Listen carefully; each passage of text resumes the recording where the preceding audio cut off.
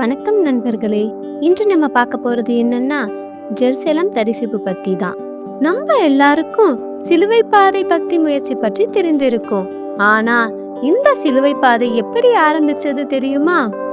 அதுக்கு பின்னாடி இருக்கிற முக்கிய காரணம் தான் ஜெருசலம் தரிசிப்பு. அது என்னன்னு இப்ப சுலபமா பார்க்கலாம் வாங்க.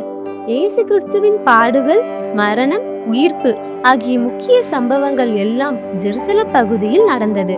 ஆனால் அந்த இடங்கள் புனிதமான இடங்களால் மதிக்கப்பட ஆரம்பித்தது. கொன்ஸ்டன்டைன் மன்னன் காலத்திலிருந்து மக்கள் இந்த இடங்களுக்கு திரியாத்திரை சென்று தரிசிக்க ஆரம்பித்தார்கள்.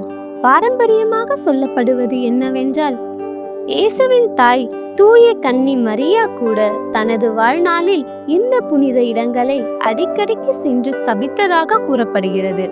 மேலும் புனிதர் ஜெரோம் அவர்கள் அந்த காலத்திலேயே பல மக்கள் ஜெருசலமுக்கு யாத்திரை சென்றதாக குறிப்பிடுகிறார். சிலுவை பாதையில் 14 நிலைகள் கூறப்படுகிறது. ஒவ்வொரு நிலைகளும் இயேசுவின் பாடுகளுடன் தொடர்புடைய ஒரு நிகழ்வு நினைவு கூறப்படுகிறது. மக்கள் ஒரு நிலையிலிருந்து இன்னொரு நிலைக்கு நடந்து சென்று அந்த நிகழ்வை நினைத்து தியானித்து செபிப்பார்கள்.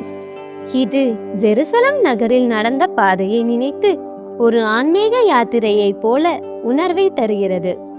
பலருக்கு புனித பூமிக்கு செல்ல முடியாததால் அந்த புனித இடங்களை மாதிரி அமைப்புகள் வேறு இடங்களிலும் கட்டப்பட்டன. உதாரணமாக இத்தாலியில் உள்ள பொலோனியா பகுதியில் சான் ஸ்டெஃபானோ மடத்தில் இயேசுவின் பாடுகளுடன் தொடர்புடைய இடங்களை நினைவு கூறும் சிற்றாலயங்களை அமைக்கப்பட்டன. இதனால் சிலுவை பாதை என்பது ஜெருசலம் நகரில் நடந்த இயேசுவின் பாடுகளை நினைத்து நம்முடைய வாழ்வையும் சிந்திக்க உதவும் ஒரு முக்கியமான பக்தி முயற்சியாக உள்ளது. ஆமேன்.